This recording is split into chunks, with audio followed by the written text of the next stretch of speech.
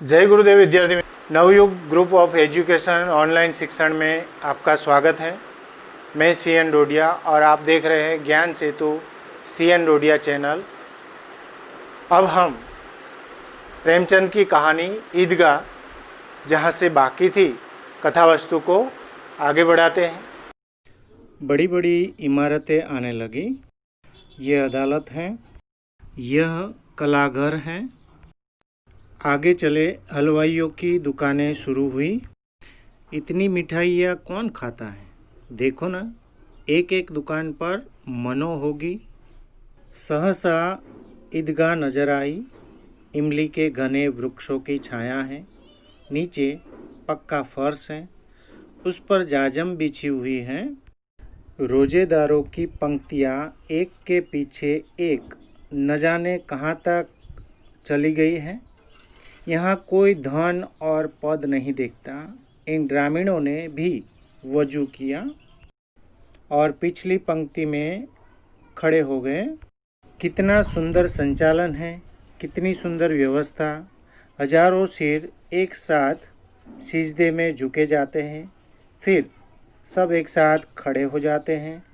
मानव भातृत्व का एक सूत्र समस्त आत्माओं को एक कड़ी में पिरोए हुए हैं।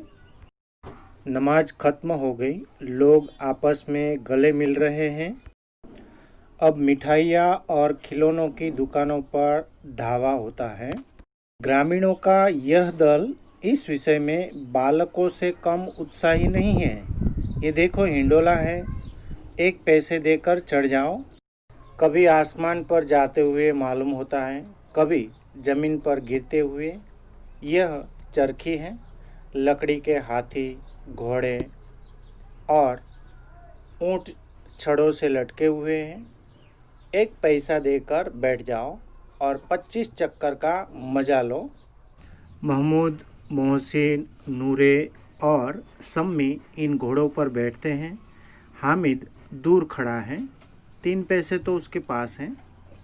अपने कोष का 1/3 जरा सा चक्कर खाने के लिए नहीं दे सकता।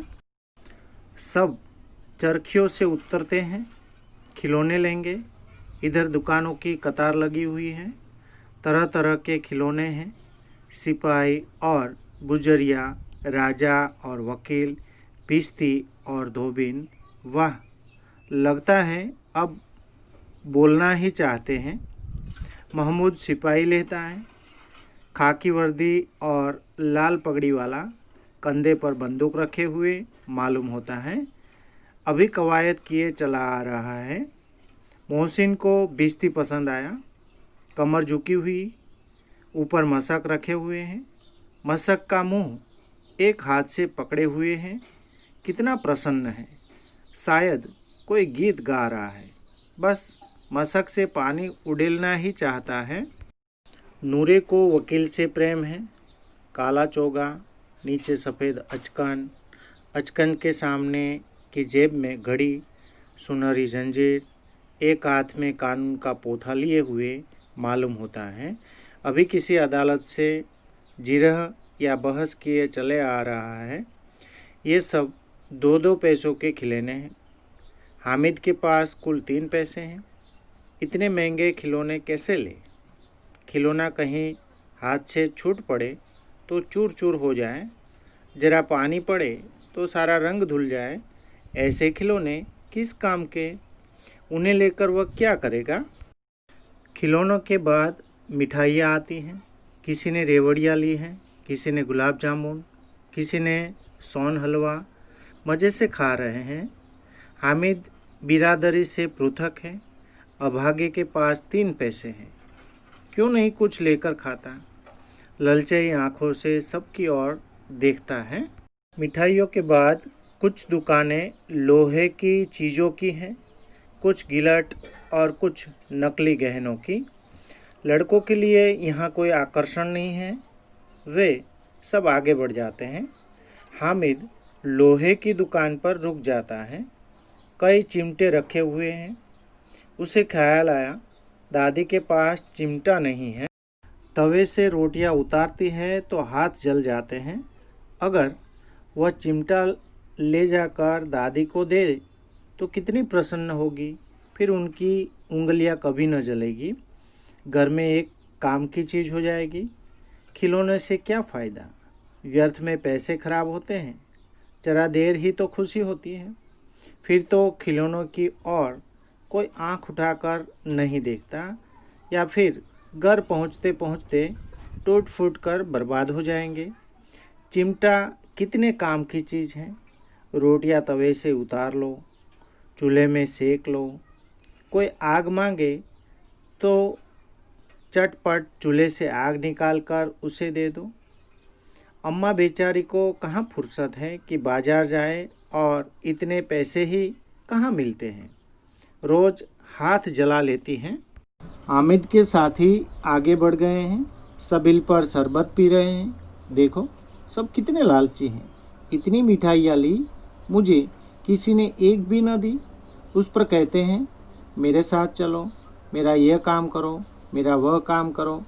अब अगर किसी ने कोई काम करने को कहा तो पूछूंगा, खाए मिठाइयाँ, आपका मुंह सड़ेगा, फोड़े फुंसियाँ निकलेगी, आपकी ज़बान चटोरी हो जाएगी, तब घर से पैसे चुराएंगे और मार खाएंगे। अम्मा चिमटा देखकर मेरे हाथ से लेगी और कहेगी मेरा बच्चा अम्मा के लिए चिमटा लाया है, कितना अच्छा लड़का है। इन लोगों के खिलौने पर कौन इन्हें दुआएं देगा। बड़ों की दुआएं सीधे अल्लाह के दरबार में पहुंचती हैं और तुरंत सुनी जाती हैं। मेरे पास पैसे नहीं है तो क्या, मैं गरीब से ही, किसी से कुछ मांगने तो नहीं जाता। उसने दुकानदार से पूछा, ये चिमटा कितने का है। दुकानदार ने कहा 6 पैसे लगेंगे।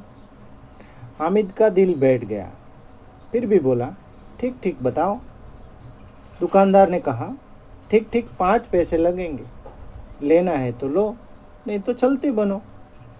हामिद ने कलेजा मजबूत करते कहा 3 पैसे लोगे, और वह आगे बढ़ गया ताकि दुकानदार की गुड़कियाँ न सुने।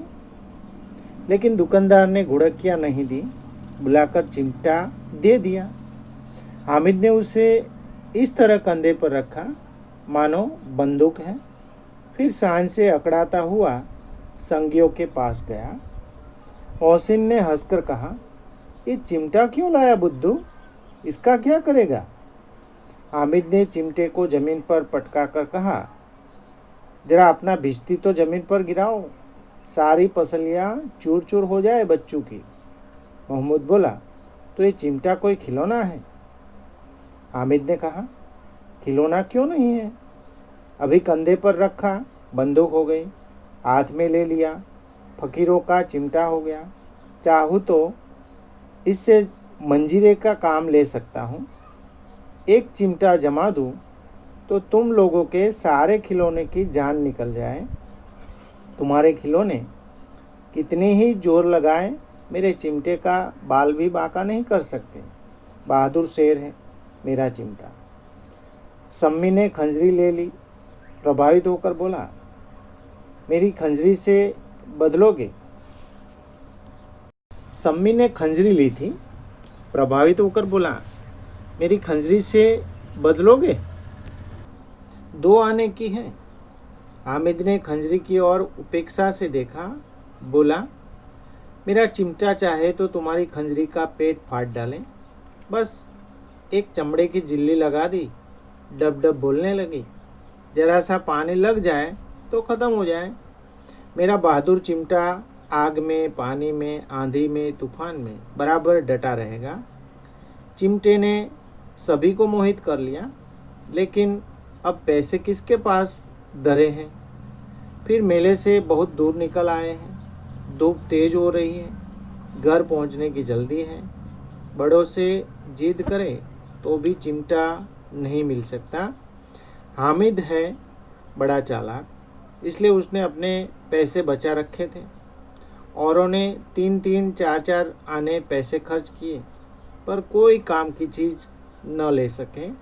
हामिद ने 3 पैसे में रंग जमा लिया।